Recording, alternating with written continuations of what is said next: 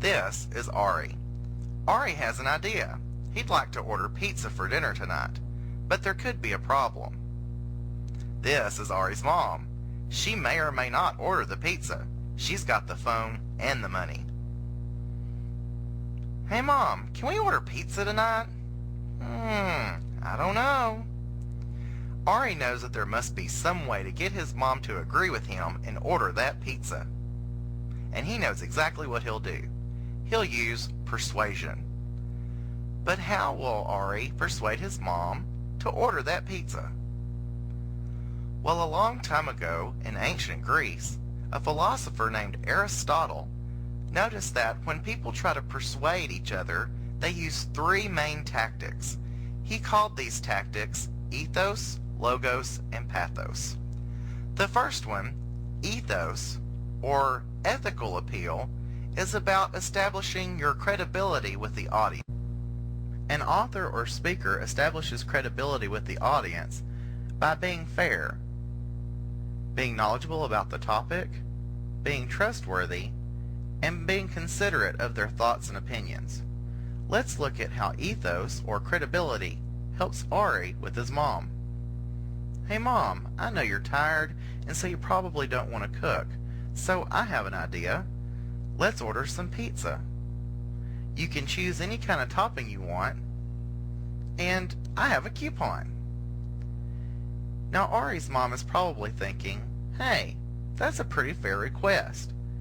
Pizza's pretty easy to order and I haven't cooked anything yet. She's also thinking, you know, Ari knows a lot about pizza and the toppings. Maybe he can help me pick one. She's also thinking that, hey, Ari's not going to get out of doing his homework or his chores if I order the pizza, so he's definitely not trying to trick me. And she knows that Ari thought about her, that she is tired and she would probably like to take a night off from cooking, and it doesn't hurt that she can save a couple of bucks. Because Ari established credibility or ethos with his mom, she's probably going to think, hey, pizza's not a bad idea. Logos, or logical appeals, have to do with being reasonable. When your idea or argument is reasonable, it means you put a lot of thought into it, and that there are good reasons to think the way you do, and that there's evidence to support what you say. Let's look at how logos, or logical appeal, helps Ari. Hey Mom, let's order some pizza tonight. It's got a lot of healthy stuff. In fact, I read somewhere that all the major food groups are in pizza. Now, Ari's mom is probably thinking that Ari is very thoughtful. He had some good reasons for me to order the pizza. And I especially like the food pyramid. That was really good evidence. Maybe I should order a pizza for dinner. The last kind of appeal, pathos, is an appeal to emotions. It's all about feelings. If you want someone to agree with you, you probably want them to have a positive feeling towards you. You usually can't convince anyone who's mad. So a speaker needs to make sure that the audience feels the same way she does, whether or not they agree with the actual topic. So that way, because they feel the same, they're more likely to agree with her later on. Look how it works for Ari. Mom, you know what I love?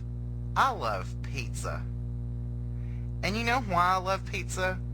Because it makes me happy. And Ari's mom gets to thinking, hey, I like pizza too, and it makes me happy, and it would make Ari happy too. Maybe I should order pizza for dinner. You're probably thinking that ethos, logos, and pathos are supposed to be used separately. However, it's actually best whenever you use all three together. When you establish your credibility, have good reasons with evidence, and help the audience feel the same way you do, you're sure to make your case. Whether you're the speaker or the audience, it always helps to know how people get their ideas across. If you're the speaker or author, understanding the persuasive appeals gives you a toolbox on how to persuade people. Think of them as guidelines when it's your job to change people's minds. And if you're the audience, it's helpful to understand these persuasive appeals so that way you'll know when someone is trying to use these tools on you. And it'll make one Greek philosopher pretty happy.